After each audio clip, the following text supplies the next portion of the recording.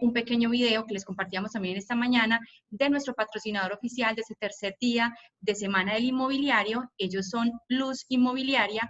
Hogar es un lugar donde tu corazón se siente seguro para vivir, amar, crecer o simplemente ser tú. Luz Inmobiliaria para vivir mejor.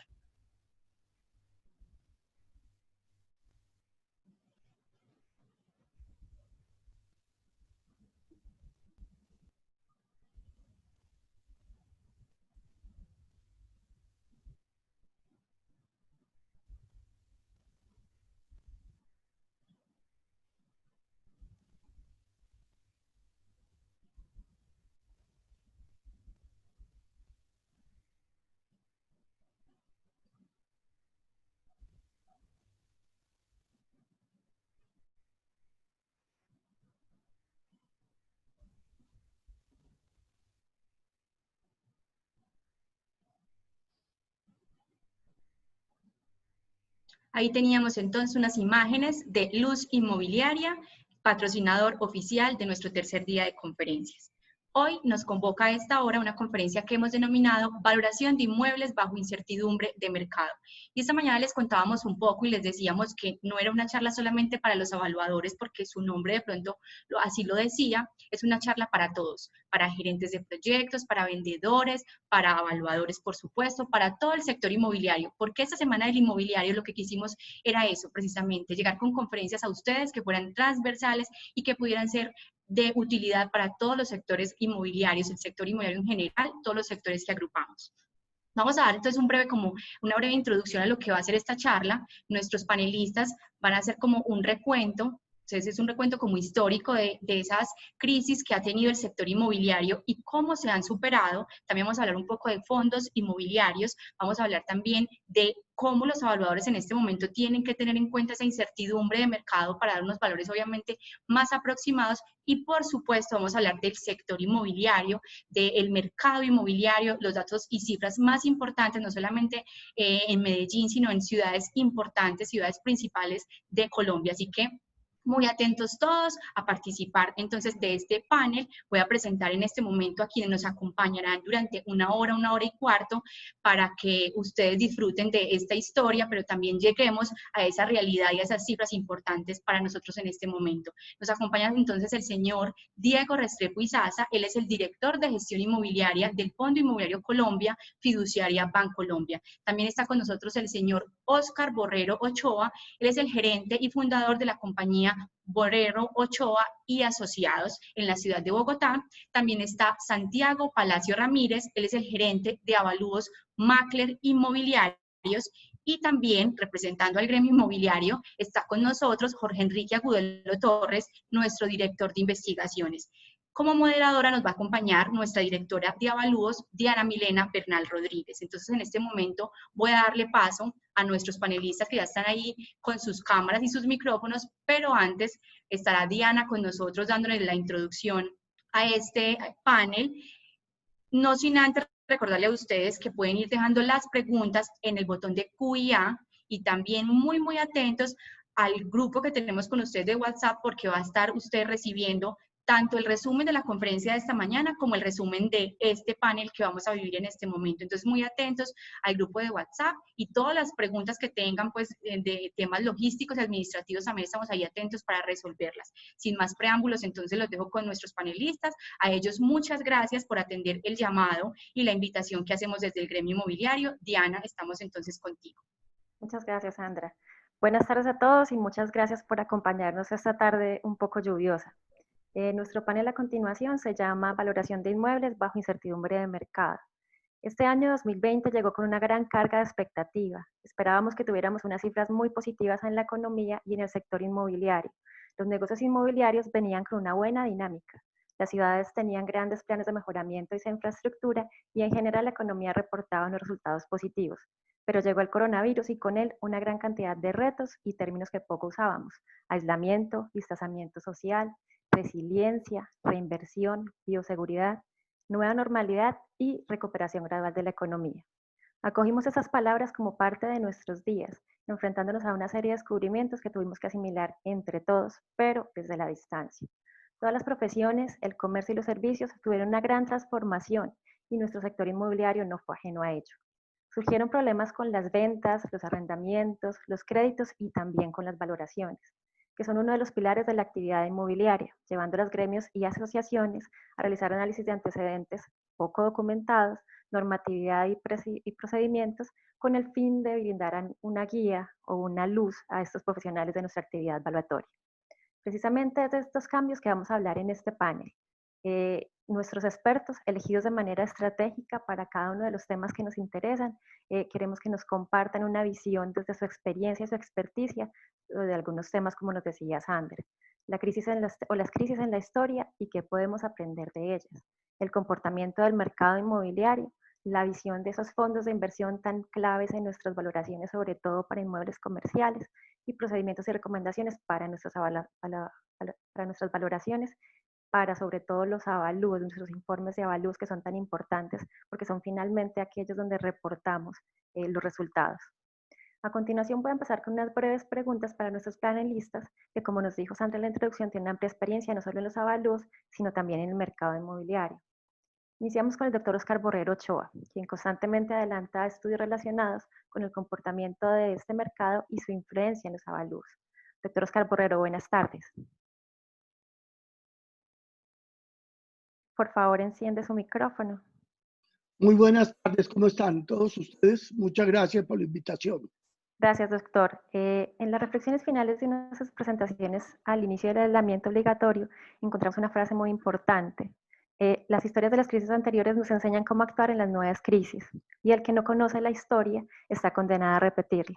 Quisiera que nos compartiera en este contexto de esas crisis históricas qué nos pueden enseñar y qué podemos tomar para desempeñar de mejor manera nuestra actividad. Podrías pasar Muy bien. En este momento ven ustedes el slide donde aparecen las recesiones y crisis más graves que hemos tenido en los últimos 50 años en el sector inmobiliario y en la economía. Entre el 82 y el 85 tuvimos una crisis muy profunda, ocasionada por crisis financiera, fue la quiebra del Grupo Colombiano y, en fin, fueron varios fenómenos que en ese momento se presentaron. Entre el 89 y 91 se presentaron las crisis del narcotráfico y concretamente todo lo que fueron las bombas de Pablo Escobar que afectaron severamente a Bogotá y Medellín.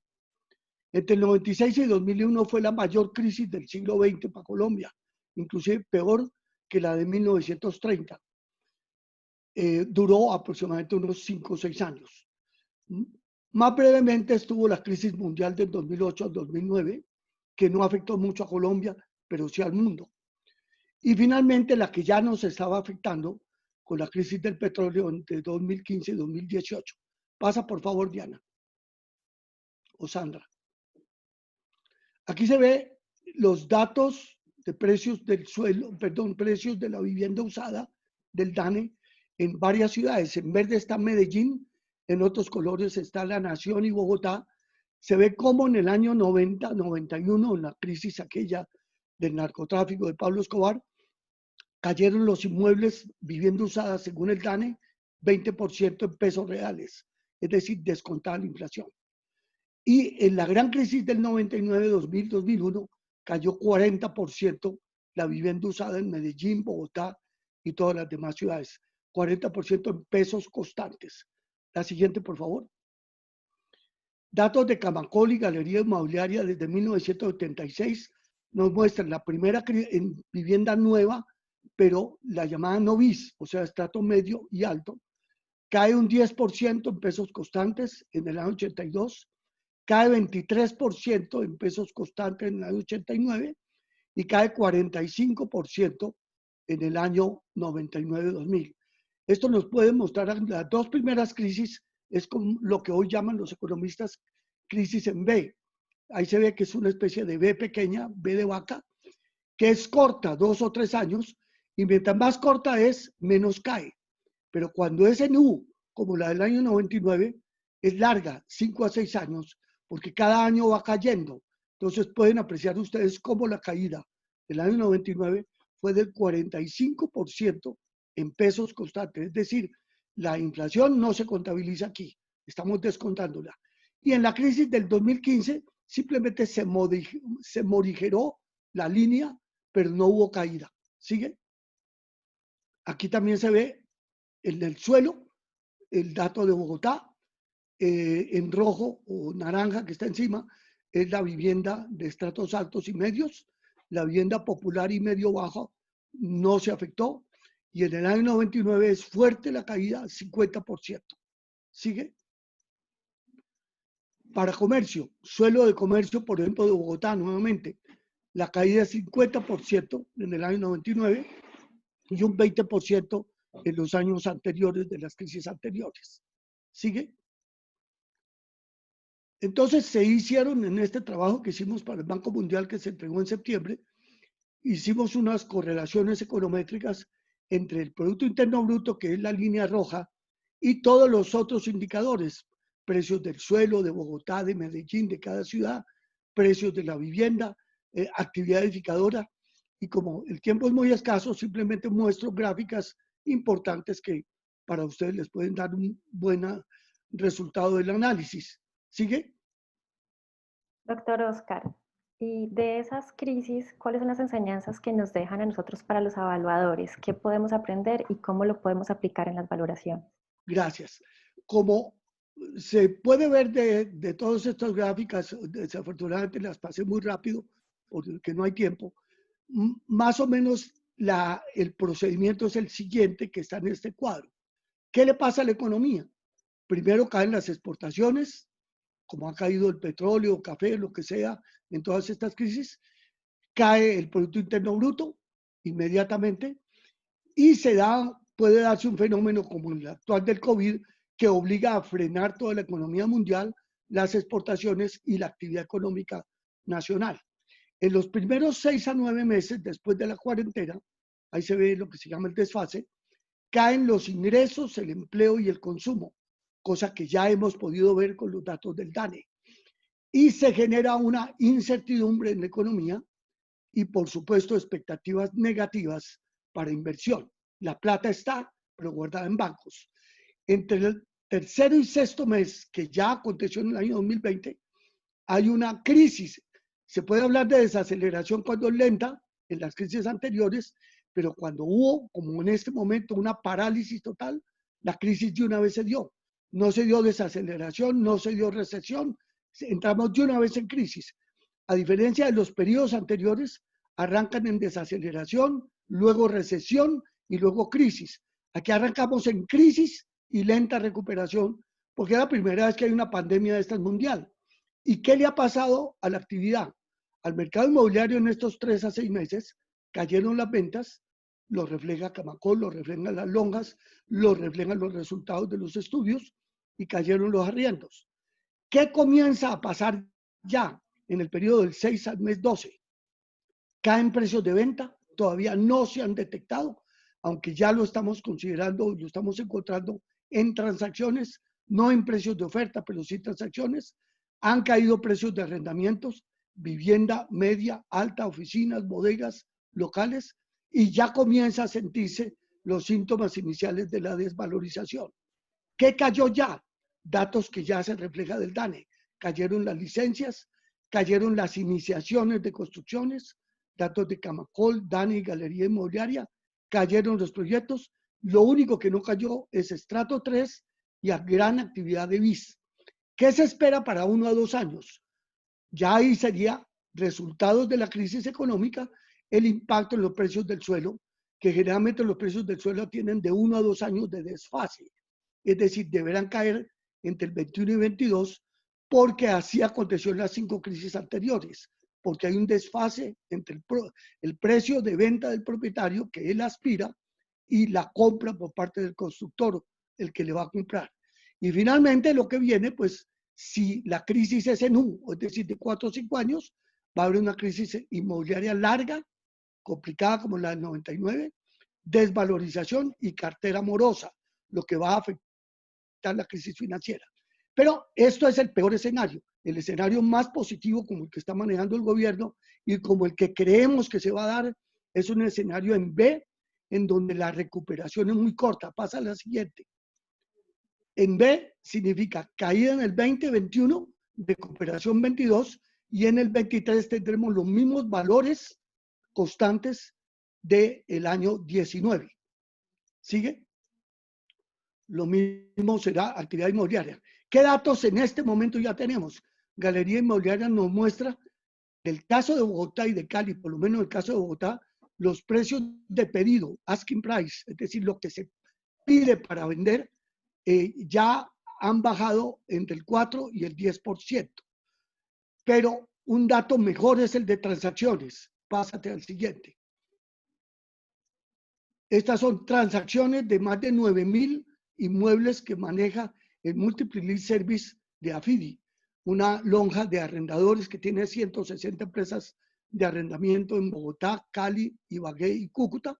En Medellín no la hay. Y que el volumen de transacciones reales de arriendos y ventas, que es alrededor de 1,000 mensuales, cayó sustancialmente en el segundo trimestre de este año, ya se recuperó y estamos al mismo nivel de antes de la pandemia. Pero ¿qué sí se incrementó? La siguiente. El descuento frente al pedido. El descuento frente al pedido en el año 20 está del 12%, lo que se llama factor de negociación, mientras que el año pasado estaba en un 11%, y en vivienda está en el 9% y estaba en el 8.7%. Entonces, en este momento los niveles de transacción ya están reflejando un menor valor en las negociaciones que pudimos reportar de Bogotá, Cali, Ibagué y Cúcuta. ¿Eso qué significa para el evaluador? Que los precios de pedido todavía no están reflejando, o sea, el asking price, no están reflejando la transacción. En arriendo sí. Lo que se va a reflejar en la transacción de continuar la recesión como está en este momento, porque todavía el país no se ha recuperado, tendríamos en el primer semestre del año entrante datos de transacciones menores en valor a los que se tuvieron antes de la pandemia. Cuando, en oficinas, comercio, bodegas, que ya se tienen esos datos en Bogotá, y en vivienda media y alta aún no se refleja, pero podría reflejarse el año entrante. Creo que ahí termina mi presentación de esta parte. Entonces, la conclusión es mucha prudencia a los avalúos por los desfases que hemos encontrado en los años anteriores, en las crisis anteriores, porque el mercado no es un termómetro inmediato. Ha caído las ventas, han caído los arriendos, han caído los precios de arriendo, pero todavía no han caído las transacciones. Las transacciones están demoradas en caer y es de lógica, un propietario más bien prefiere no vender. Entonces, hacer avalúos en noviembre, diciembre del año 2020 con asking price, es decir, precios de oferta de febrero de este año, no tiene ningún sentido, porque esas no son transacciones. Entonces, habría que aplicarle al avalúo un factor de negociación del 15%, siendo el año pasado del 10%, como un elemento, digamos, proyectado de a cómo podrán llegar las transacciones. Este es el peor periodo, así como aconteció en el año 97, cuando comenzó la crisis del 99, había gran incertidumbre. Los precios vinieron a caer 98, 99 y 2000. Gracias, doctor Oscar. Entonces, una de las recomendaciones para los evaluadores es que leamos muy bien el mercado y sobre todo que tengamos mucho cuidado con lo que está pidiendo las personas por los inmuebles frente a las transacciones reales y verificar muy bien ese factor de negociación. Muchas gracias. Dentro de nuestra información que es tan importante, sobre todo para las valoraciones, tenemos también el análisis de las cifras. Pasamos a Jorge Agudelo, nuestro director de investigaciones, quien constantemente está realizando análisis del mercado, lecturas y principalmente de Antioquia, no solo de Colombia, sino principalmente de Antioquia y el Valle de Aburrá. Jorge, buenas tardes. Hola Diana, buenas tardes a todos los afiliados. Gracias por acompañarnos. En este sentido, hablando de los estudios inmobiliarios, que nos aportan ese conocimiento de lo que está pasando realmente en el mercado inmobiliario, lo que nos ayuda a tomar decisiones de manera inteligente y sobre todo en los avalúos, a emitir conceptos de avalúos sentados, ¿cuál es entonces la situación actual en cifras del mercado inmobiliario? Sí, Diana, muchas gracias. Bueno, lo que tenemos que comenzar a decir pues inicialmente es que este año iba a ser bastante Bastante bueno, arrancamos bastante bien. Diana, si quieres, pasarlas todas de una para que no. Sí. Yo les voy a ir comentando, bueno, realmente este año iba a ser un año bastante bueno para la economía y para el negocio inmobiliario. Sin embargo, pues llegó este tema del aislamiento obligatorio y destruyó pues gran parte del crecimiento que veníamos teniendo no solamente en la economía, sino sobre todo en el mercado inmobiliario. Entonces, pues tenemos algunas cifras que claramente pues no las voy a leer, les voy a hacer como algunos comentarios. Miren, digamos, algunas de estas cifras o gran parte de estas cifras provienen pues directamente desde Fedelonjas, el gremio pues de los inmobiliarios acá en Colombia. Y básicamente tenemos pues que entre enero y septiembre de este año se llevaron a cabo 344.000 negocios de propiedad raíz. Ahí estamos hablando de operaciones de compra-venta de propiedad raíz. Lo más importante de esto no es la cifra absoluta, sino es observar que entre enero y septiembre hay una caída del 26% en la totalidad de negocios inmobiliarios acá en Colombia. Aún así es una cifra bastante grande, bastante amplia. Estamos hablando que es como si en septiembre se hubieran llevado a cabo algo así como 1.800 negocios de propiedad raíz. Sin embargo, hay que decir que representa una caída del 26%. Entre enero y septiembre del año pasado, en esta misma época no se habían llevado a cabo 344.000 negocios, sino 466.000 negocios de propiedad raíz, operaciones de compra-venta. Y ahí vemos muy claramente, digamos, todo el desastre que provocó este tema pues, del aislamiento obligatorio, que pues en general, digamos, ha destruido bastante las economías de los países que lo han aplicado sin que realmente sea claro que haya ayudado pues como para detener el contagio pues del famoso virus. Igual, quisiera hacer hincapié también en el tema de las áreas en construcción. Nosotros acá en Colombia tenemos una caída cercana al 11% en las áreas en construcción entre enero y septiembre. Es una caída bien importante. Y cuando nosotros vamos a mirar directamente este tema de las áreas en construcción, acá en el Valle de Aburrá estamos encontrando una caída cercana al 10%. En el Valle de Aburrá estamos diciendo que hay más o menos 5,5 millones de metros en construcción, metros cuadrados en construcción, frente a 6 millones que había en el mismo periodo del año pasado. Es decir, vemos caídas en los negocios de propiedad raíz. Dale, por favor, Diana, al anterior, qué pena. Caídas en los negocios de propiedad raíz, caídas en las áreas en construcción. También estamos viendo caídas en los desembolsos de crédito hipotecario. Miren, hasta septiembre se habían desembolsado 10,5 billones de pesos en crédito hipotecario acá en Colombia, que es una cifra importante, pero que definitivamente es una cifra pequeña y es una cifra que muestra una contracción cercana al 25% cuando comparamos con las cifras de enero y septiembre del año pasado. Ahí ya estamos hablando que el año pasado, en esta misma época, se habían desembolsado 14 billones de pesos, billones con B, o sea, un 14 seguido de 12 ceros, que es muchísimo dinero. En el caso del Valle de Aburrá, la situación es muy similar. Acá en el Valle de Aburrá estamos hablando de que entre enero y octubre, están un poco más actualizadas las cifras, se han llevado a cabo 38.000 negocios de propiedad raíz. Eso representa una caída del 30% respecto al mismo mes del año pasado. Digamos, a octubre del año pasado llevábamos ya 56.600 negocios y hoy a duras penas estamos llegando a los 38.700. Igual en las áreas en construcción. Lo que sí quisiera decirles y comentarles y darles así como de pronto una luz de esperanza, algo que nos da bastante, como nos llena bastante de optimismo, son las ventas de vivienda nueva. Miren, en Colombia, según Galería Inmobiliaria, que es como la empresa de investigación de mercado más importante que hay acá en Colombia, pues de mercado inmobiliario en Colombia, en Panamá, en Perú, tenemos que se han vendido entre enero y octubre 135.000 viviendas. Ese es más o menos un 2% más de lo que se vendió en el mismo periodo del año pasado, que se habían vendido cerca de 133.000. Y en el Valle de Aburrá, Oriente Cercano y Occidente Cercano, se han vendido cerca de 16.000 viviendas nuevas. Esto representa una caída del 9% respecto al mismo periodo del año pasado. Pero yo quisiera como ser súper enfático diciéndoles que en los últimos 4 meses, si tomamos solo los últimos 4 meses, ya hubo una reactivación muy rápida y muy progresiva de la venta de vivienda nueva. Ya, si miramos solo los 4 meses que acaban de transcurrir, las ventas de vivienda nueva no están cayendo, sino que por el contrario, están incrementándose en un 9%. Eso para que veamos el empuje pues, y el crecimiento del negocio de la propiedad raíz. Diana, dale por favor a la siguiente. Muchas gracias. Bueno, realmente, pues sí, como decía el doctor Oscar Borrero, hay infortunadamente mucho espacio para hablar, para profundizar mucho en estas cifras. Acá lo tienen desagregado para el que lo quiera ver, pues de pronto un poco más adelante, pero simplemente les quiero comentar que acá en el Valle de Aburrá, que son estas cifras que estamos viendo en la esquina superior izquierda, pues básicamente lo que tenemos es que se vendieron cerca de 12.500 viviendas nuevas. Eso es una caída del 6% con respecto al mismo periodo del año pasado.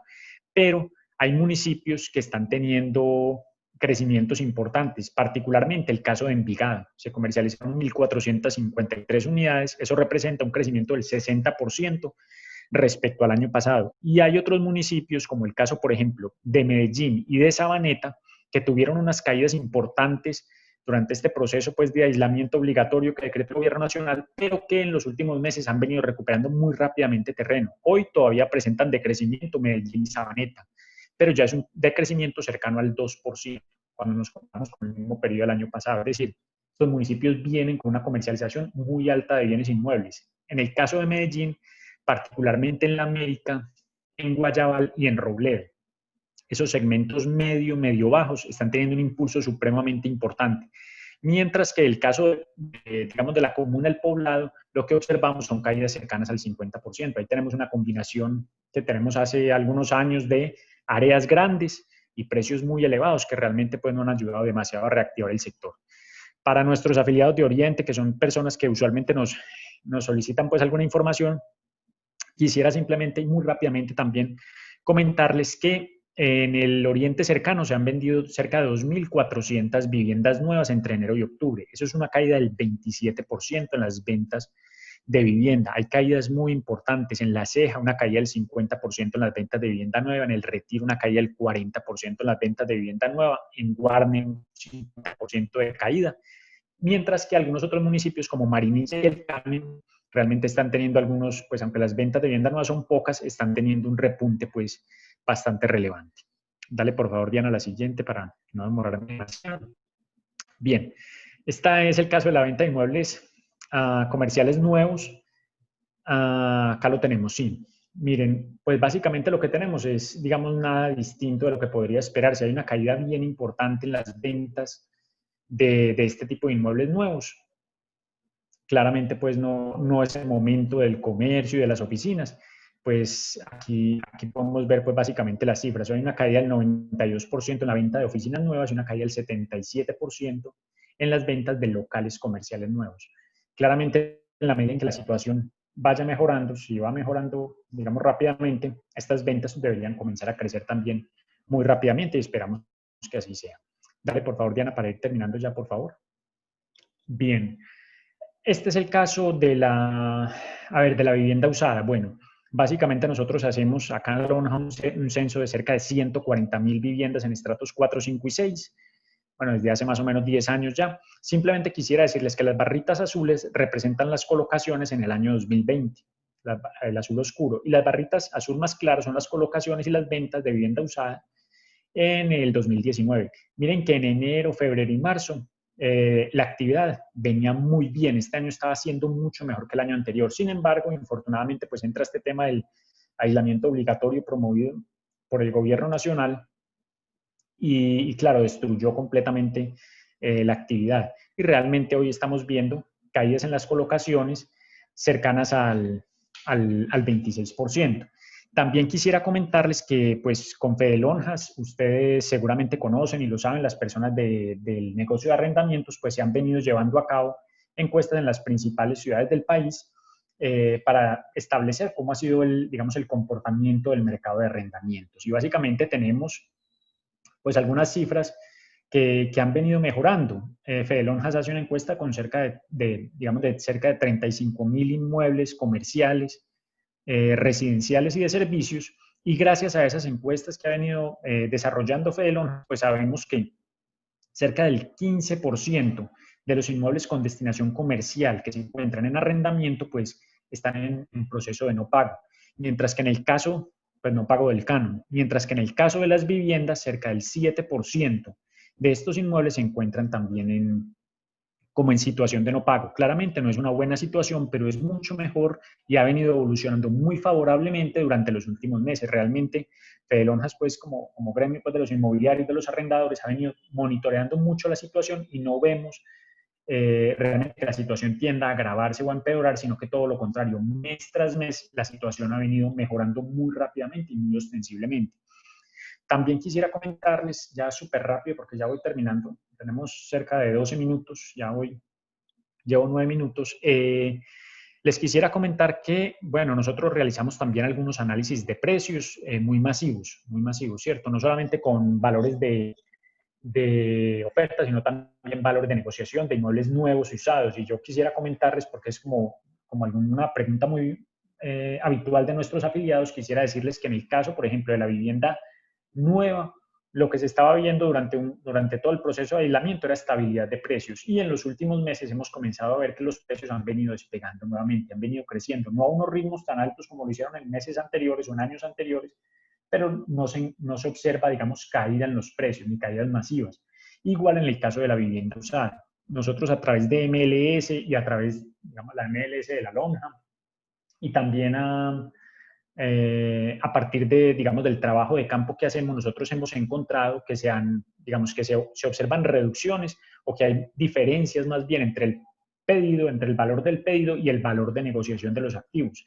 Sin embargo, la realidad es que cuando uno contrasta los datos de una manera pues como muy fría, muy desapasionada, uno encuentra que las diferencias, digamos, entre el valor del pedido y el valor de negociación está cercano al 5 o al 6%, que no es nada diferente de lo que hemos visto en los últimos años, lo que vemos en el 18, en el 19, los que han podido verlo en el encuentro de vendedores. Digamos que las cifras siempre han estado muy estables y hoy lo estamos viendo. ¿Qué esperamos nosotros? Ya me queda cerca de un minuto. ¿Qué esperamos nosotros para este año? Miren, y lo hemos hablado pues acá en la lonja con el doctor Federico, mientras las personas no tengan la necesidad de salir a liquidar rápidamente sus activos, los precios de los inmuebles seguramente no van a bajar. ¿Cuándo comenzaron a reducirse los precios en el 99 y en el 98? Cuando los bancos comenzaron a exigirle a las personas el pago de su cuota mensual de crédito hipotecario, y como las personas no tenían dinero, tuvieron que salir a vender sus inmuebles por menores valores. Hoy no se está viendo que los bancos estén haciendo eso. ¿Por qué? Porque por el contrario, los bancos están dando plazos, algunos plazos de mora, le están permitiendo a las personas reestructurar sus créditos. Mientras eso pase, pues las personas no tienen ningún incentivo para salir a feriar sus inmuebles o a regalarlos. Solo veríamos, en mi opinión, y más que la mía, la opinión de las personas que conocen pues mucho más del sector, mientras los bancos no estén impulsando a las personas o presionando demasiado a las personas por obtener esa cuota del crédito hipotecario, no van a comenzar a verse reducciones en precios, que realmente, como les digo, pues no las hemos visto pues hasta ahora. Yo sé que en la opinión de muchas personas podría ser eso, pero la realidad es que hoy pues no se ve. Bueno, era eso pues como básicamente los que les quería contar. Les agradezco mucho la atención y bueno, muchas gracias. Muchas gracias, Jorge. Justamente estos últimos datos son los que los evaluadores generalmente buscamos más, porque es importante conocer la dinámica de la construcción, la dinámica de las ventas, pero también cómo se están comportando esos precios, esas transacciones efectivas para aquellos inmuebles que no son nuevos, porque son los que finalmente tenemos menos certeza del valor. Muchísimas gracias, Jorge. Pasando entonces a una visión de los actores con mucha trascendencia en el mercado inmobiliario, sobre todo lo que aquí tiene que ver con inmuebles comerciales, invitamos al doctor Diego Restrepo a este panel. Buenas tardes, ¿cómo está, doctor Diego? Diana, buenas tardes, ¿cómo estás? Bien, muchas gracias. En este momento en que los mercados presentan unas variaciones significativas, los expertos dicen que la liquidez y las bajas tasas de interés favorecen la inversión. ¿Cómo impacta esta situación a los fondos de inversión inmobiliaria? Bueno, de nuevo, pues el saludo de buenas tardes a todos los panelistas, a quienes nos acompañan en este conversatorio. Tal cual lo decía Jorge y el profesor Oscar, tenemos en este momento un nivel de incertidumbre alto en el mercado. Ese nivel de incertidumbre alto en el mercado, yo ahí y hago un paréntesis, a diferencia de Oscar y Jorge, no me voy a apoyar en ninguna ayuda. Quieres conversar y exponer la pregunta de Diana y hacia dónde va el tema de los fondos de inversión, y cierro el paréntesis. En este momento obviamente tenemos unas variaciones significativas pero no tanto a nivel del fondo inmobiliario, los fondos inmobiliarios. A mayor liquidez y a intereses bajos, la gente sale a comprar inmuebles, a adquirir inmuebles y oportunidades, pero no hay mercado, tal cual confirmo lo que ha señalado Jorge, lo que dice Oscar. Realmente en este momento mercado de compra y venta de activos importantes no hay. Hay unas transacciones de oportunidad que algunas de ellas se venían manejando con anterioridad a la pandemia, algunos centros comerciales en Bogotá que son bien conocidos en especial, pero no ha habido tampoco anuncios de inversión de nuevos centros comerciales ni de servicios en general. Recordemos también que hay un tema importante y es que proyectos que hoy se lancen apenas se estarían colocando al mercado, saliendo al mercado en un promedio de 2 años y medio, 3 años. Entonces también hay una visión conservadora de nosotros los fondos, de saber qué va a pasar en los próximos meses para tomar esas decisiones en salir al mercado. Un fondo no toma las decisiones como muchos otros inversionistas pequeños, de decir cuando hay una demanda a nivel logístico de bodegas, salgamos a construir bodegas. No, así no se maneja el tema de los fondos. Entonces realmente hoy sí hay un apetito grande de inversión y todo se ha visto reflejado en el tema de vivienda, que es bien conocido, tanto BIS y no BIS, vivienda campestre y rural también, todos lo sabemos, y ha habido invitaciones de ciertos promotores inmobiliarios para que los fondos inmobiliarios se volquen a los desarrolladores, a los fondos desarrolladores en este tipo de activos. Pero realmente hay una buena cobertura por parte de los fondos que se creían inicialmente que iban a estar afectados por liquidez y realmente hay una buena liquidez en el mercado para hacer este tipo de inversiones por parte de los fondos. La incertidumbre mayor se da en el mercado de oficinas y comercio. Oficinas y comercio y servicios, sobre todo pues salud y todo, es donde más incertidumbre hay, como lo decía Jorge, menos transacciones hay interés inclusive de ofertas de grupos comerciales o presidentes locales, pero más que con un sentido de venta, con un sentido más de sale and leaseback, o sea, de querer seguir de arrendatarios de sus activos y liquidar posición propia para financiar inventarios y un gran momento de inversión que ha habido en algunos sectores del comercio. A nivel logístico es muy estable, o sea, realmente hay pedidos inclusive de crecimiento del sector logístico por todo el tema de la cadena de servicios y el nuevo desarrollo de modelos de comercio, donde se requiera un aparato logístico y de última milla muy fuerte. Hay intereses y se han colocado varias importantes a nivel de las áreas metropolitanas del país, sobre todo en Medellín y Bogotá y Cali. Ha habido mucho interés logístico como tal. Y hago un paréntesis especial en el tema de retail con dos diferencias grandes. En el tema de centros comerciales y en el tema de lo que nosotros llamamos los standalone. Los standalone son aquellos locales comerciales que están en la ciudad que no hacen parte de un centro comercial. Esos locales ha habido un gran interés de comercialización por parte de sus propietarios, pero realmente los fondos no son sujetos de inversión de estos tipos de activos, salvo que esos locales tengan desarrollo. Donde no se está viendo una gran afectación como se quería es a nivel de centros comerciales. Creo que en el panel de centros comerciales que va a haber esta semana las cifras esta afirmación se va a sustentar en cifras. Ahorita más adelante voy a dar algunas de ellas, pero realmente el comercio de centros comerciales no se ha visto tan afectado como creíamos en nuestras inversiones inmobiliarias. Los grandes centros comerciales de propiedad única y de control grande por parte de fondos de inversión han sido beneficiados en este aspecto. Ahí es donde concluimos que para los evaluadores en su elaboración y en lo que hemos visto, los avalúos que se hicieron por allá en el mes de junio y julio, fueron afectados notoriamente, pero a medida que ya hay más certidumbre de todo el proceso, se ha, habido se ha presentado una gran estabilidad en los últimos informes evaluatorios. Justamente, ya hago mi segunda pregunta, doctor Diego. Usted hace cuando nos hablaba de esos inmuebles generadores de renta como locales y oficinas, en los que, como usted decía, se han presentado algunas negociaciones posibles y hemos tenido noticia de que se han modificado temporalmente algunos contratos.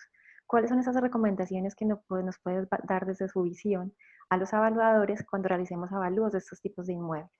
Bueno, realmente el tema de la visión es que los efectos de la negociación presente no está afectando el valor del activo. O sea, los descuentos puntuales no están afectando el valor del activo, más sí el valor del activo se está afectando por unas tasas de descuento impactadas por el riesgo del sector. O sea, realmente el riesgo de centros comerciales, el riesgo de oficinas está más alto. En algunas ciudades más que otras y en algunos centros de la ciudad o sectores específicos de la ciudad más que otros, por lo que se presenta ya cierta movilidad de ciertas empresas que en vez de tener un gran centro de oficinas quieren tener 2 o 3 espacios de oficinas repartidos en las grandes ciudades para evitar desplazamientos y creemos que es una tendencia que se va a mantener. Entonces, según la vocación de los inmuebles, en especial las oficinas y el comercio sí se ha visto impactada, pero más por un tema de riesgo de la inversión. O sea, no podemos, un evaluador no puede medir el riesgo del COVID en diferentes puntos. Vacancia es una cosa, ahorita vamos a hablar un poquito del tema, pero realmente en este momento el riesgo de vocación, llamémoslo así, el riesgo del uso del inmueble es el que más se está teniendo en cuenta por parte de los evaluadores y se ha visto que no es tan afectado en cierto tipo de activos. Digamos que en este momento la incertidumbre mayor es a nivel inclusive más de oficinas que el mismo comercio. El comercio está respondiendo, más no las oficinas. En las oficinas hay una gran incertidumbre porque las empresas todavía no están tomando decisiones y no quieren tomarlas a raíz de que espere que salga la vacuna, cómo van a ser los trabajos, cómo va a ser la nueva normalidad. Están viendo algunas empresas que quieren retornar a las oficinas, entonces ya estamos pasando una fase de que la gente quiere volver a las oficinas, que ya no es un gran apetito quedarse en la casa trabajando por temas de niños, de colegios, de muchas cosas. Entonces, en este momento, el sector de oficinas es el más impactado a nivel de la incertidumbre y el que más está siendo afectado en los avalúos. Perfecto, doctor Diego, muchísimas gracias. ¿Nos tiene algo más para compartir? ¿Alguna recomendación última para nosotros los evaluadores? Sí, hay un tema y ese es medir la vacancia. Ahí yo quiero que tengan en cuenta el tema de vacancia. El tema de vacancia es importante y hemos visto sobre todo unos datos de ACE Colombia a nivel de centros comerciales. ACE Colombia mide los centros comerciales diferente a un ILCC en Estados Unidos como grandes, medianos y pequeños. A nivel de donde más se ha visto la vacancia es en los centros comerciales pequeños y medianos. Los grandes centros comerciales, que son los que gran generadores de renta, no están siendo grandes afectados por la vacancia. En especial los centros comerciales de propiedad única y controlante, y donde hay un controlante, porque los fondos inmobiliarios han apostado a una inversión de largo plazo y han dado muchos beneficios a los tenedores de los inmuebles a largo plazo. Y ese beneficio se está viendo impactado en unas renovaciones de contratos a largo plazo y en unas negociaciones en que la afectación puntual no está siendo afectada. Entonces, un evaluador lo que tiene que hacer es revisar el modelo de rent roll, de cuánto es la renta futura de cada activo, para ver cómo mide la renta futura en especial. No la negociación de un descuento de 1 año, 2 años, sino la negociación a largo plazo que ya se está viendo en algunos casos de cierta tipología de inmueble. Entonces, la afectación puntual de un descuento no tiene por qué afectar los avalúos, pero sí hay renegociaciones a la baja, pero extendiendo los contratos, puede estar afectado notoriamente el valor de los activos. Muchas gracias, doctor Diego. Entonces, para los evaluadores, mucha atención con esas variaciones temporales de contratos porque no están afectando directamente el valor del activo, sí aquella tasa de descuento por el riesgo y muy atentos en distinguir muy bien inmuebles o los locales comerciales, centros comerciales grandes y en los que ya son medianos y pequeños. Muchas gracias por estas cifras, por esta información. Pero toda esta información que hemos tenido, que hemos pasado por las ventas, por las colocaciones, por las construcciones, por la historia de las crisis y ahora por la visión del fondo inmobiliario, tenemos que de alguna manera saberlo reflejar en nuestros avalúos. Para ello invitamos a nuestro siguiente panelista, Santiago Palacio. Buenas tardes, Santiago. Buenas tardes, Diana. Buenas tardes para todos. Gracias por participar y acompañarnos. Pasando entonces a las metodologías o enfoques de valoración en el contexto internacional, se han dado algunas tendencias o recomendaciones del IBSC, por ejemplo, y respecto a los reportes de avalúos, ¿cuáles son esos cambios que podemos tener en cuenta para adelantar nuestras valoraciones?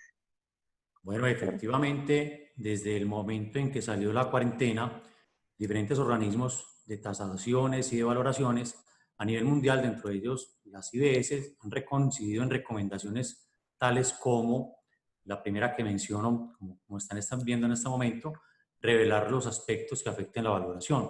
Y en este punto es importante acompañar nuestros informes con una muy buena narrativa. Es decir, allí revelar realmente todos los aspectos que están incidiendo en la determinación del valor de los inmuebles. Realmente los valores como tal por sí solos no dicen nada. Y uno de esos aspectos que personalmente recomiendo involucrar en los informes es con respecto al tiempo de la vigencia de las valoraciones. Y ahora hace un momento lo mencionaba Diego en su presentación. Una valoración a julio estaba dando algo, hoy podemos estar en valores muy diferentes porque estamos percibiendo una recuperación mucho más acelerada. Es decir, en una situación pre-COVID y en condiciones económicas y políticas estables, normalmente hacíamos valoraciones con vigencias hasta de un año. Hoy difícilmente podemos asumir ese compromiso. Realmente las condiciones del mercado están cambiando rápidamente y por lo menos en subsegmentos de inmuebles con uso diferente al de vivienda, en locales comerciales y oficinas. Digamos que en general frente a esta recomendación es que debemos de dejar consignados todos los supuestos que se tienen para adelantar las valoraciones. ¿Cuáles pueden ser esos supuestos? Ahorita lo mencionaban también mis compañeros panelistas, donde estamos enfrentándonos a vacancias más prolongadas. Hay tendencias a hacer mayores porcentajes de negociación o de descuentos. Realmente la demanda también se está viendo afectada al existir menos volúmenes de transacciones como tal. Entonces, esa es la primera recomendación en las cuales todas estas organismos a nivel internacional han coincidido. La segunda de ellas es considerar diferentes enfoques valuatorios o escenarios. Realmente los evaluadores como tal no estamos obligados a concluir valores con la aplicación de más de un método de valoración. Sin embargo, bajo la situación actual, es bastante pertinente hacer diferentes análisis y aplicación de más de un método. Y en ese sentido, partimos de la misma definición de lo que es un avalúo, en donde realmente la estimación del valor más probable de una serie de resultados posibles. Por lo tanto, cabe perfectamente inclusive considerar diferentes escenarios. Y la tercera recomendación donde han coincidido es utilizar información vigente.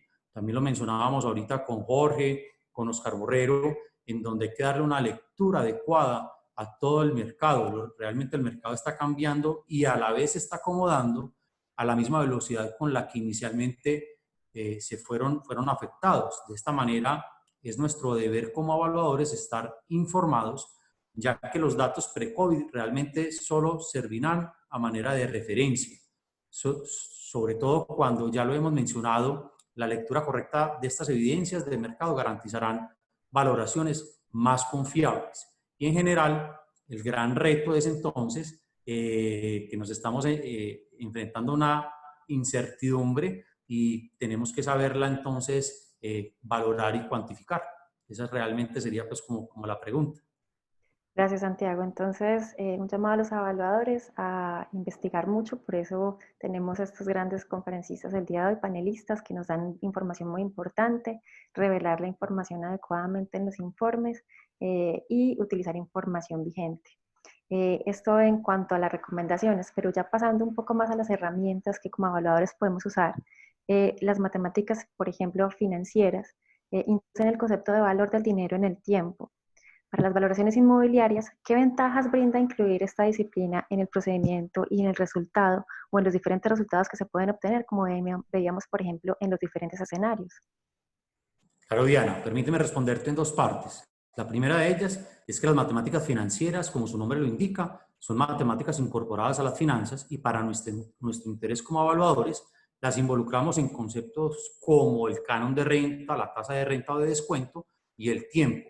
Y particularmente cuando empleamos el método de capitalización de rentas. Ahora también lo mencionaba Diego en su presentación.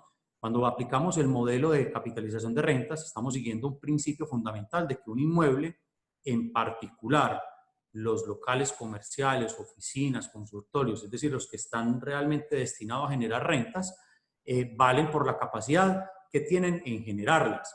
Por esta razón, uno de los principales instrumentos que se utilizan en el flujo de caja descontado, el cual nos permite proyectar los ingresos, es decir, los cánones de renta y los gastos generados del inmueble en un periodo de tiempo determinado.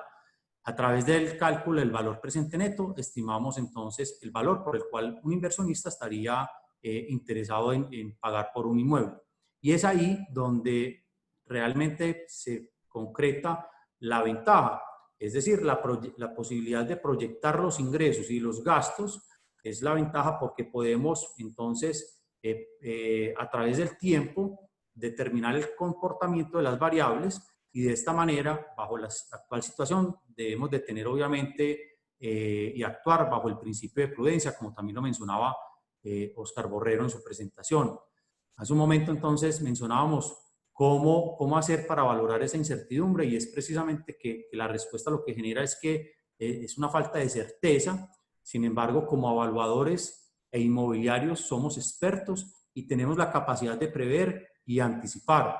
Por eso uno de los métodos más recomendables, y ahí reitero, es el método de la renta, de capitalización de rentas. Sin embargo, al aplicarlo de la forma tradicional pueden sufrir importantes desviaciones con lo que inicialmente se plantea. Nuestra recomendación entonces es incluir diferentes escenarios con probabilidades de ocurrencia para cada uno de ellos. De esta manera podemos mejorar las estimaciones realizadas. Y así no solamente vamos a obtener entonces un valor presente neto, sino un valor presente neto esperado, el cual es el resultante de sumar todos los valores presente netos para cada uno de los escenarios y que al final van a ser ponderados por las probabilidades de ocurrencia que le estamos asignando a cada uno de ellos. Es decir, ya a manera como de conclusión, bajo incertidumbre, pues no se trata de adoptar el peor de los casos, sino que digamos que al mirarlo desde el punto de vista estadístico, esos casos extremos corresponden a colas en las distribuciones, donde realmente es más baja la probabilidad de que ocurra o de que se asuma ese valor, sino en adoptar áreas centrales donde se vuelven entonces los eventos más probables. En un artículo pasado leí en donde, por ejemplo, decían usar la crisis para salir de la crisis. Y allí se mencionaba entonces que aunque no se puede predecir, sí nos podemos anticipar y en la medida en que nos anticipamos a diferentes posibles hechos, podemos ir tomando medidas para adaptarnos rápidamente y ahí anticipar, planear, ejecutar, disminuimos la incertidumbre. Yo creería que realmente de estas situaciones y de estas crisis lo que nos deben de dejar finalmente son aprendizajes e importantes lecciones. Y aunque no estábamos obviamente preparados para afrontar los efectos que el COVID causó, vamos entonces de alguna manera a identificar esos aprendizajes de esta situación, más o menos como lo hacen los protocolos de accidentes aéreos. De esas situaciones se toman lecciones que se incorporan obviamente como un proceso de mejora y así hacen que volar sea cada vez más seguros. De esta manera el aprendizaje lo debemos de adoptar para las valoraciones, en donde al adaptarnos vamos a hacer valoraciones cada vez más confiables. Muchas gracias, Santi. Entonces, entendemos que esta gran herramienta, que es las matemáticas financieras, nos van a apoyar al presentar esos diferentes escenarios, porque no va a ser tan subjetivo como un yo creo, me parece, o según el comportamiento posiblemente, sino que va a ser algo mucho más soportado, si entendemos. Así es, así es. Nos dan esa posibilidad de cuantificar la incertidumbre y adoptar un valor más probable para cada uno de los escenarios. Vale, perfecto. Muchísimas gracias, Santiago. Pasamos entonces a nuestra ronda de preguntas. Vamos a ver qué tenemos en el panel de preguntas y respuestas. Tenemos pocas preguntas, pero todavía hay tiempo para que avancemos. Entonces, nos pregunta Juan Fernando Londoño, ¿qué podría pasar con la valorización de la vivienda nueva y los valores que va tomando la vivienda usada? ¿Se podría identificar un gap que cada vez se abre más y qué tan sostenible es este crecimiento en esta diferencia? Yo creo que esa podría ser como para, por ejemplo, Jorge Enrique. Sí, sí, buenas tardes, Juan Juan Fernando, Fernando. y a todos, sí, sí, claro, Juan Fernando Londoño, que es una persona pues que conoce también bastante del tema, afiliado acá a la Lonja. Bueno, realmente en el caso de la valorización de los inmuebles, uno podría mirar, bueno, ¿de dónde proviene la valorización?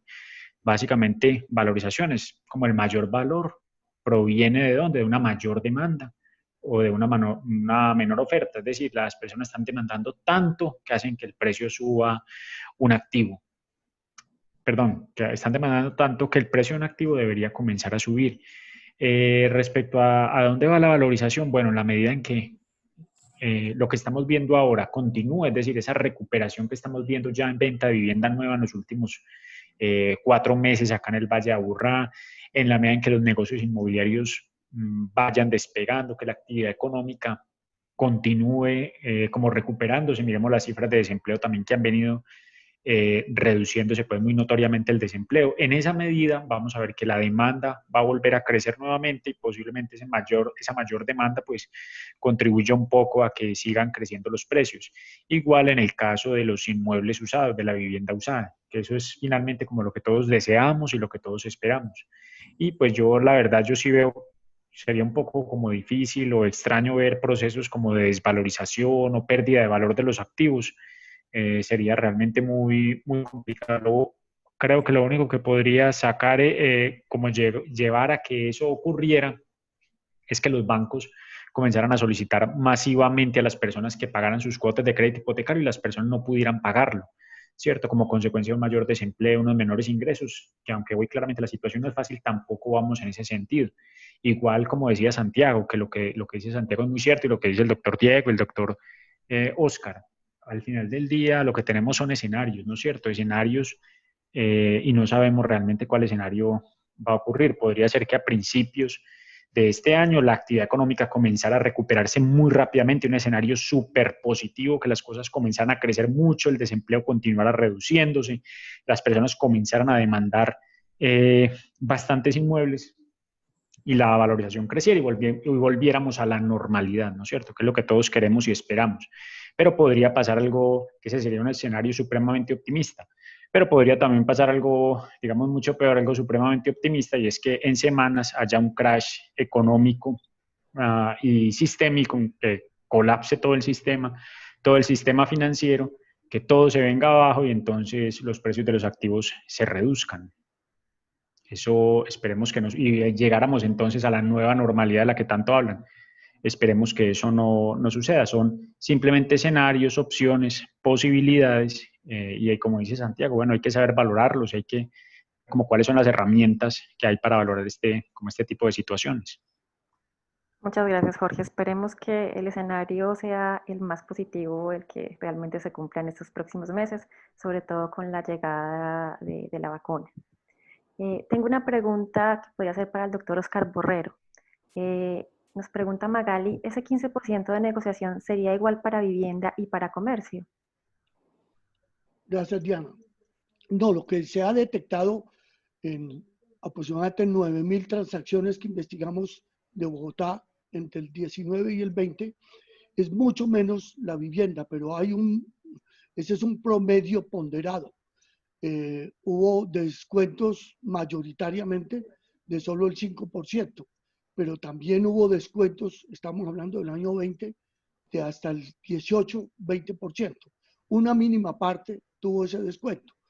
Pero en el promedio ponderado, el comercio tiene 2 puntos de más descuento que la vivienda, de acuerdo con las relaciones de transacción y precios de oferta o pedido. Lo que pasa es que eso hace que se mueva mucho más la vivienda y el comercio usado que el nuevo. Complementando la respuesta que hizo Jorge Enrique, la vivienda nueva, hablando de vivienda especialmente, es más estable en los precios, se presenta una caída generalizada cuando la crisis es muy larga, como la que hubo entre el 82 y el 85, o como la que hubo entre el 96 y el 2001. A medida que la crisis va siendo larga, se va profundizando. Pero recordemos que aquí estamos hablando de 3 submercados. El submercado de arriendos, en cada uno de los usos, oficina, comercio o vivienda, el submercado de la nueva y el submercado de la usada. El más volátil es el submercado del arriendo. Ese es el que ha sentido movimiento. Como bien lo explicaba Diego Restrepo ahora, pues un descuento durante un año ya es algo de volatilidad, pero no se te va la persona, no hay vacancia. Pero ese descuento durante 3 años ya significa que va a impactar el precio del activo. Seguramente no se va a dar. Entonces, lo primero que se volatiliza es el arriendo, que es una transacción que se mueve hacia arriba o hacia abajo. Lo segundo es el usado, que todavía no se está experimentando, no tenemos datos claros, porque el propietario que necesita vender es el único que rebaja, pero el propietario que no necesita vender, que es la mayoría, espera. Entonces el mercado está quieto. Y el constructor lo único que ha dado es descuentos en aquellos proyectos que tenían viviendas terminadas no vendidas. Esto lo reflejó el estudio de Galería Inmobiliaria, en que vendieron con un descuento importante. Un descuento para un constructor del 10% nunca se da, lo normal es un 2%, pero ha habido en algunos casos de terminadas no vendidas. Pero una vez que vende las terminadas no vendidas o las que él necesita para pagar a la entidad financiera, paraliza las ventas y vuelve a colocar el valor en que está. Y los dueños del suelo se quedan quietos porque saben que en 1 o 2 años vuelve a recuperarse. Fijémonos que todas las crisis anteriores arrancaron por desaceleración, luego recesión y luego crisis. ¿Qué es desaceleración? 2 semestres en que baja al 1 o al 2% el PIB. ¿Qué es recesión? 3 trimestres en que estamos al 1%. ¿Y qué es crisis? Cuando usted ya tiene negativo. Aquí fue al revés. 2 trimestres negativos, posiblemente el último trimestre va a ser positivo, y luego años siguientes que van a ser positivos. Entonces, esta es la primera crisis mundial o nacional en donde primero está la caída, caímos como un ascensor, y luego lenta recuperación. Todas las otras crisis, como venían de otros fenómenos económicos externos e internos, era primero desaceleración, después recesión, y eso significa darle tiempo al mercado que se acomode. En este momento, gracias a que la crisis fue de un golpe de un momento a otro, no se ha dado cuenta el mercado que aquí hay algo crítico. En otras palabras, el vendedor no baja y el comprador no compra. Y el evaluador no alcanza a detectarlo. Entonces, la prudencia para mí es, manejemos un mayor factor de comercialización, del 10 al 15, si es del caso, pero no castiguemos los inmuebles, porque todavía no hay prueba de ello. Recordemos que el avalúo es el valor de transacción esperado. Y con eso esperaremos que pase en el 21. Personalmente considero que el 21 comienza a recuperarse, no en la economía, en el sector inmobiliario. ¿Qué quiere decir? Mayores ventas. Doctor Oscar, muchísimas gracias por esa respuesta tan completa. Pasamos entonces a una pregunta que le hacen directamente al doctor Diego Restrepo. Usted hablaba en su conferencia de algunos beneficios. Nos pregunta Javier Restrepo, ¿cuáles son esos tipos de beneficios? Y lo argumenta porque esto jalonaría otros arriendos. Sí, Javier, buenas tardes. Mira, cuando hay propiedad única o propiedad controlada por un fondo, o un propietario único, un family office o algo, nosotros vemos el negocio a largo plazo, como decía el doctor Oscar. Entonces a nosotros nos interesa tener más ocupado el inmueble que un no pago inmediato de un canon de arrendamiento. Los beneficios se dieron en época del confinamiento social obligatorio y en algunos momentos donde hubo unos decretos de esas periodos de 15 días que hubo en Bogotá o los fines de semana en Medellín y en el área metropolitana que permitían, que prohibieron la restricción de movilidad. Y esos descuentos básicamente estaban tensionados no a las cuotas de administración de los centros comerciales, sino a los cánones de arrendamiento. Y es mucho más fácil tenerlo presente cuando muchos de los cánones que nosotros tenemos son cánones con porcentaje de ventas y más sin mínimos mensuales garantizados. Entonces ahí es un beneficio inmediato porque si no hay ventas no hay canon, pero el fondo conserva la posibilidad de que las cuotas de administración sean pagadas por el inquilino. Entonces hay un beneficio mutuo donde el comerciante que sabe que el negocio es a largo plazo, no está vendiendo, no va a tener un gasto de arrendamiento directo. Entonces, los fondos analizan directamente la operación. Y así fue como se manejó y actualmente se está manejando hoy con ciertas actividades que no han podido reiniciar en algunos aspectos. Pues ahí, como ustedes saben, algunos cines apenas abrieron la semana anterior y así poco a poco se va dinamizando otra vez la economía. Y a nivel comercial es como se ha permitido, por ejemplo, el dato que decíamos ahorita de la vacancia en centros comerciales de propiedad única, en cerca de 300 centros comerciales que encuestó hace Colombia, estamos cercanos de una vacancia del 5.8%, que eso es una vacancia muy sana, dada la situación que aumentó. Antes veníamos con una vacancia casi del 3% en los activos de centros comerciales de propiedad única grandes. Hoy se duplicó, pero realmente es una vacancia muy sana si uno compara con otros mercados internacionales a nivel de centros comerciales. Gracias, doctor Diego. Tenemos una pregunta de David Escobar. Nos pregunta, ¿creen que las dificultades y restricciones en la colocación de créditos hipotecarios por parte de las entidades bancarias podrá ser causa limitante en la demanda y por lo tanto un aumento peligroso en la oferta? ¿Quién de los panelistas nos podría ayudar? No sé, de pronto Santiago.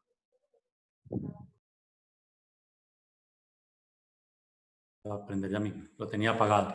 Muy buenas tardes, David. Sí, realmente al principio, por obvias razones, los bancos estuvieron muy prudentes en otorgar créditos hipotecarios. Hoy lo hacen de una manera pues mucho más precavida. Sin embargo, he visto que en los últimos meses se han venido incrementando la colocación de estos créditos hipotecarios. Ahí coincido con Oscar Borrero, en donde en el 2021 seguramente vamos a percibir un incremento en las negociaciones y en las ventas.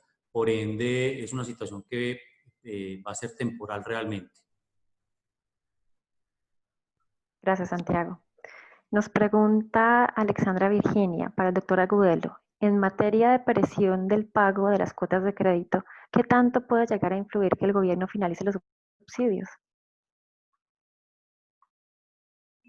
Gracias, Diana. Sí, para la doctora Alexandra Suárez, la directora del autorregulador de ANA.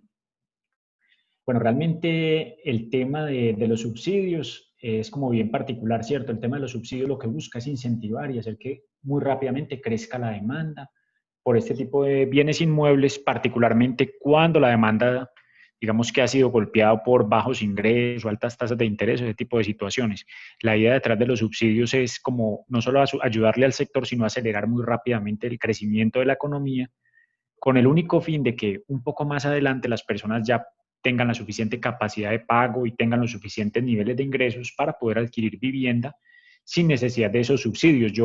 Bueno, para no hacerlo pues como muy largo porque no es el tema, miren por ejemplo que, no sé si conocen de pronto algún estudio que se llevó a cabo el Banco de la República, el Banco Central acá de Colombia. En el Banco de la República mostraban qué tanto se habían utilizado los subsidios desde la época de Álvaro Uribe Vélez, que fue la persona que empezó con los subsidios a la tasa de interés, pasando por este otro señor Juan Manuel Santos. Y realmente lo que muestra el Banco de la República es que muchos de esos subsidios, aunque parezca muy raro, ellos muestran que muchos de esos subsidios no se utilizaban. Es decir, llegó a un punto en el que los colombianos ya realmente no estaban utilizando el subsidio. Lo que quiero decir así como muy rápidamente es, bueno, estos subsidios son un incentivo para que la economía crezca y para que el sector despegue. En la medida en que ya dejen de funcionar estos subsidios, eventualmente podría resentirse un poco la demanda. Sin embargo, podría ocurrir, como ya vimos en años anteriores, en los cuales no se utilizaba el subsidio, la gente seguía adquiriendo bienes inmuebles sin ese tipo de subsidios, que es lo que dice el Banco de la República en uno de sus informes. Muchas gracias, Jorge. Tenemos una pregunta de Yuri Paulina Zapata. ¿Qué escenario es el que se puede visionar desde el comportamiento y conocimiento que tienen para el primer semestre de 2021? Para todos es más positivo que negativo, en especial para la venta de la vivienda usada. De pronto el doctor Oscar Borrero nos podría ayudar con esta pregunta acerca de cuáles serían esas predicciones para el primer semestre de 2021. Cuando hablamos de vivienda usada, también tenemos que mirar estrato y ubicación. En este momento, por los datos que se tienen de Camacol y Galería de Manga, la vivienda nueva y la vivienda usada fuera de Bogotá, fuera de Medellín, fuera de Pereira, Cali, Barranquilla, es decir, en las áreas urbanas, perdón, suburbanas, está subiendo de precio porque tienen muy buena demanda. Eso es un efecto que ya tendremos que mirar más adelante si va a ser permanente, y es que la hiperdensidad de nuestras ciudades principales, cascos urbanos, está afectando el mercado usado y nuevo en los estratos medios y altos que pueden comprar por fuera. Es decir, Río Negro, La Ceja, el Valle de San Nicolás, la zona de Cerritos en Pereira, la zona de Puerto Colombia en Barranquilla, la zona de Chía, Cajicá en Bogotá, tienen capacidad de pago en los estratos medios y altos y están comprando mucho más. Entonces, tanto la usada como la nueva está subiendo mucho. El BIS y el subsidio que tiene hasta la 300 o 350 millones también se está comprando nueva. Entonces, cuando hablamos de usada hay que mirar cuál. La usada de apartamentos y de gran edificios densos, especialmente en zonas metropolitanas grandes tipo Cali, Barranquilla, Bucaramanga, Medellín y Bogotá, pues se está mermando la compra. ¿Quién sabe qué pasa en el 21? Si esta es una situación que fue únicamente dada por la cuarentena. Lo que sí sabemos por parte de los urbanistas que han venido trabajando este tema es que nos van a cambiar los POT, nos van a cambiar el esquema urbanístico futuro. Las áreas suburbanas se van a desarrollar mucho más. Esta mañana veía en la conferencia quien hizo el planteamiento del triángulo del Valle de San Nicolás de Río Negro, que ese va a ser el futuro de Medellín, y estoy absolutamente convencido. Como para el caso de Bogotá, el futuro de Bogotá va a ser Chía y Cajicá, y para el caso de Pereira va a ser Cerrito, y para el caso de Barranquilla va a ser Villa Campestre y Puerto Colombia. Porque ya la gente no, ya de antemano la gente no quería seguir comprando en hiperdensidades. Y eso ya es un tema ya no solamente del COVID, ni solo del teletrabajo, ni del home office, sino también de algo que venía desde 2019. Luego, las tendencias inmobiliarias que ya las están experimentando los inmobiliarios, los que venden corretaje y los constructores, es algo que lo vamos a ver en el 21, 22 y 23, acelerado por el COVID. Gracias, doctor Oscar. Tenemos una pregunta para el doctor Diego Restrepo. ¿Cómo cree que los evaluadores pueden involucrar en una estimación de valor la buena gestión del activo del centro comercial o de oficinas y los componentes flexibles en su uso, por ejemplo, en los coworking? Mira, hay digamos que en esta pregunta voy a hacer dos temas, dos acercamientos. Uno, el tema del coworking. El tema del coworking es un paradigma hoy, porque digamos que para mí es más una moda que una realidad. Y sobre todo es una tipología de oficinas que llamemos compartidas, que es más un uso flexible de espacios. Las empresas no quieren contratos a largo plazo, sino que quieren contratos a corto plazo, más que espacios de coworking, que son espacios de un café, de irse a sentar a un café en un barrio X a trabajar. Eso es un espacio de trabajo. Pero el coworking, llamémoslo más espacios flexibles para empresas donde puedan entrar y salir según sus necesidades. Entonces uno no sabe si eso crece o no el valor. Para mí no está claro, apenas estamos viendo efectos de la implementación de ese tipo de espacios de oficinas en Colombia, donde hay una gran afectación por parte de estas empresas en el uso, porque fueron de las grandes afectadas en el mercado. Y el segundo espacio es la gestión del activo. Yo creo que un buen evaluador hoy ya lo tiene que tener incluido. Eso no es un aspecto que dé 1 o 2 puntos adicionales en el avalúo, sino que ya hoy, en la visita y en toda la información que recoja el evaluador al momento de la realización de un avalúo, ya tiene que definir si está bien administrado o no el activo. Pero no es darle un punto más adicional porque está bien o no gerenciado. Se denota en el valor, por ejemplo, del impuesto predial. Porque si un buen gestor hace una revisión constante del impuesto predial para que este no sea superado, por ejemplo, en el caso de un valor comercial y el municipio no tenga por qué cobrar más allá de lo que debe ser el valor, una buena reclamación da por efecto que el valor del predial no afecte el valor del activo. Y así hay muchos otros aspectos, como por ejemplo el valor que se le invierte en mantenimiento al activo. Entonces, ya hoy, eso no es que se dé un premio, sino que hoy en cualquier informe, en una gestión del activo debe reflejar positiva o negativamente el inmueble, pero no darle un premio por la buena gestión. Entonces, válida la pregunta, Jorge Mario, ya me la han hecho varias veces y siempre doy esa respuesta. Esto, desde hace mucho tiempo, la gestión del activo se ve reflejada en el valor del mismo. Gracias, doctor Diego. Muy interesante también esa anotación que nos hace sobre el impuesto predial, porque sí hemos escuchado en algunos casos que el valor del avalúo catastral supera el comercial. Entonces, muy importante esa anotación. Tenemos dos preguntas muy relacionadas con la vigencia de los avalúos. La doctora Alejandra Virginia nos pregunta con qué periodicidad deben estarse revisando los avalúos en el transcurso de los siguientes 3 años, dado esta situación de pandemia. Y Catherine nos pregunta al mismo tiempo cuál sería la vigencia de los avalúos para los inmuebles de uso comercial y qué tan factible es dejarlo en el informe cuando por norma la vigencia es de 1 año. Yo creo que con esta pregunta nos puede ayudar Santiago Palacio.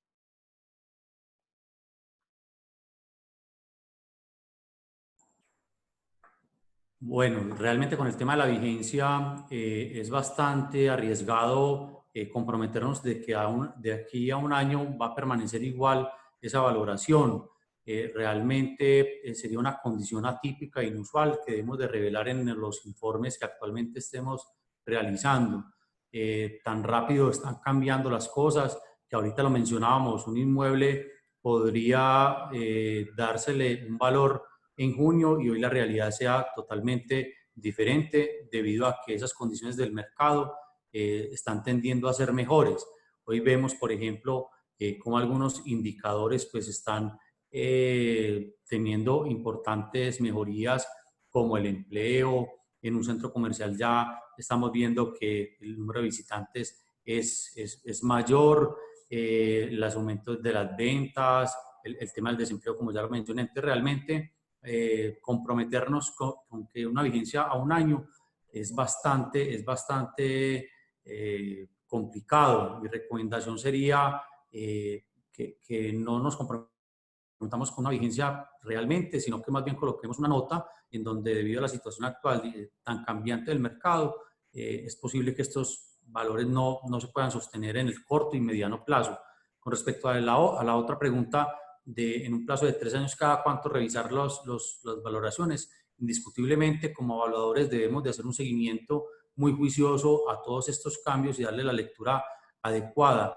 Ya dependerá de nuestros clientes qué necesidad tienen también de ir revisando y ajustando los valores de los inmuebles. Normalmente, en algunos casos, los fondos y demás, cada año hacen ajustes en las valoraciones. Es posible que ya lo hagan un poquitico más, con mayor frecuencia, ¿sí? Cada 6 meses, no sé, ya depende de la necesidad puntual del cliente. Muchas gracias. Algunas otras preguntas, sin embargo, el tiempo lo terminamos hace rato. Nuestras presentaciones las vamos a dejar disponibles para que de todas maneras ver aquellas cifras que nos compartieron nuestros panelistas. Muchísimas gracias, cifras muy interesantes y sobre todo que nos brindan mucha luz y una mayor confiabilidad posiblemente a nosotros como como evaluadores en el momento de adelantar valoraciones. Tenemos que estar muy atentos al mercado, leer muy bien las cifras, ser muy juiciosos con esas investigaciones y sobre todo ya en el momento de hacer los informes, sustentar muy bien todo aquello que pongamos en ese informe. Si vamos a utilizar diferentes escenarios, recurrir a las cifras y a las diferentes herramientas de las que nos podemos servir para hacer valoraciones más objetivas y menos objetivas. Muchísimas gracias a los panelistas de esta tarde. Agradecemos también la participación en la que se han conectado tantos evaluadores, y no solo evaluadores, sino también del sector inmobiliario, porque esta información nos interesa a todos. Muchísimas gracias a todos y que tengan una muy buena tarde. Muchas gracias, hasta luego. Muchas gracias a todos ustedes. Muchas gracias a todos, hasta luego. A todos nuestros panelistas, al doctor Diego, al doctor Oscar, al doctor Santiago, por supuesto a Diana en la moderación, a Jorge Enrique, nuestro director de investigaciones, muchas gracias por acompañarnos en este panel. A todos ustedes también, gracias por nuevamente estar con nosotros. Recuerden, mañana 8 de la mañana y 2 de la tarde. Y nos despedimos entonces con el video o las imágenes de nuestro patrocinador oficial del día de hoy, la inmobiliaria Luz Inmobiliaria del municipio de Río Negro. Muchísimas gracias y el resto del día.